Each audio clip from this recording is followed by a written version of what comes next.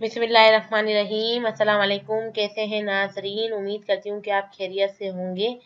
अपने टॉपिक पर जाने से पहले आप लोगों से रिक्वेस्ट करूँगी कि मेरे चैनल को सब्सक्राइब कर दें। सब्सक्राइब कर दिया है तो चलते हैं अपने टॉपिक की तरफ।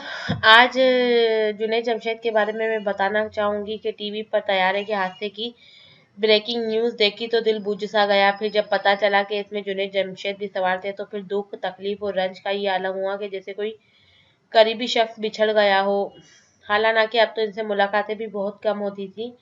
अलबत्ता कभी कभार फ़ोन कर लिया करता था तो इनकी मखसूस खुशगवार अंदाज में बात करना दिल को खुश कर देता था।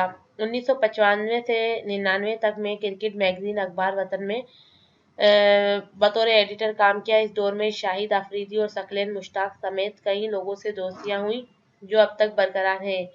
जुनैद भाई से पहली मुलाकात भी तब हुई। अखबार वतन के मरहूम मुनीर हुसैन साहब ने मुझे स्पोर्ट्स सहाफत में मुतारिफ करवाया था। इसी इदारे से एक फिल्मी मैगजीन फिल्म एशिया भी शाया हुआ था।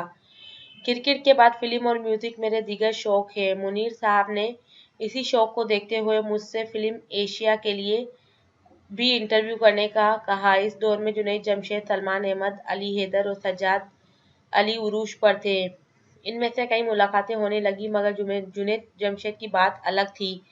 जब कभी इनके घर जाता तो अमूमन लंच पर मधु करते थे। जब महसूस ही नहीं होता था कि वो कोई बड़ी शख्सियत है।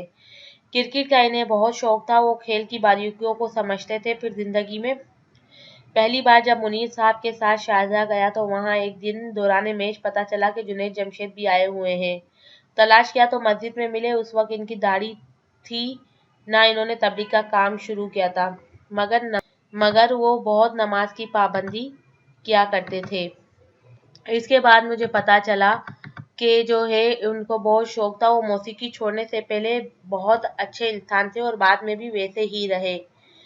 इन्होंने खुद को दीन की तबलीग के लिए वक्फ कर लिया तो इनकी मसरूफियात की वजह से मुलाकातें कम हो गई मगर फ़ोन और ईमेल्स पर कभी कभार राब्ता रहता था।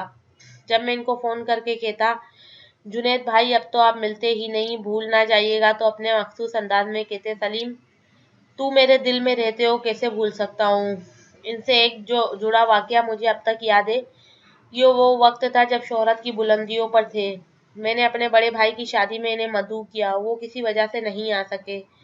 फिर कुछ अरसे बाद हमारी बात ना हुई। एक दिन अचानक वो अखबार वतन के दफ्तर आ गए और कहने लगे अरे तुम कहाँ गायब हो, कोई खबर ही नहीं, नाराज तो नहीं हो गए। फिर इन्होंने जेब से अपने कंसर्ट के कई टिकट निकाल कर दिए और कहा जरूर आना, फिर वापस चले गए। वो क्रिकेट के बहुत शौकीन थे। सईद अनवर और शाहिद आफरीदी समेत कई क्रिकेटर से इनकी गहरी दोस्ती रही। मैं समझ सकता हूँ कि अब इस दुनिया में ना होने से खुसूसन शाहिद आफरीदी पर क्या गुजरी होगी। सकलेन मुश्ताक पर इनका गहरा असर रहा।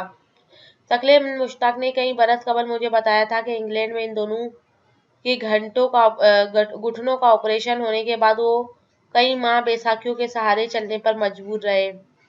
इसी दौरान वो डिप्रेशन का शिकार भी हो गए। डॉक्टर ने अदवायात तजवीज़ की और परेशानी मजीद बढ़ गई।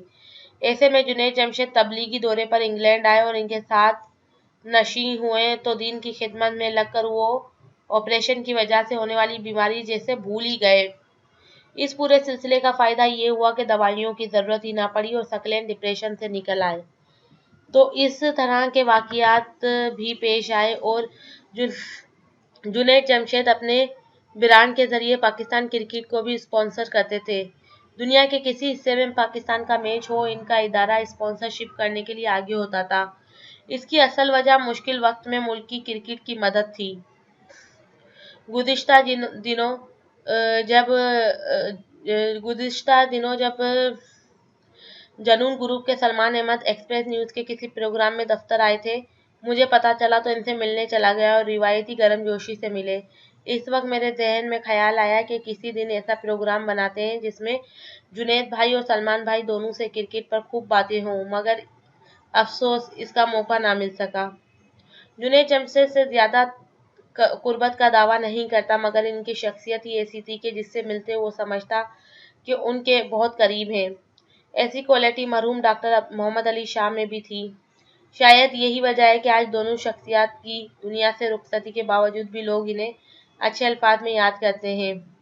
जुनैद जमशेद की मौत पर भी लोग ऐसे अफसोस कर रहे थे जैसे इनका कोई अपना दुनिया से गया। ऐसी इज्जत हर किसी को नसीब नहीं होती।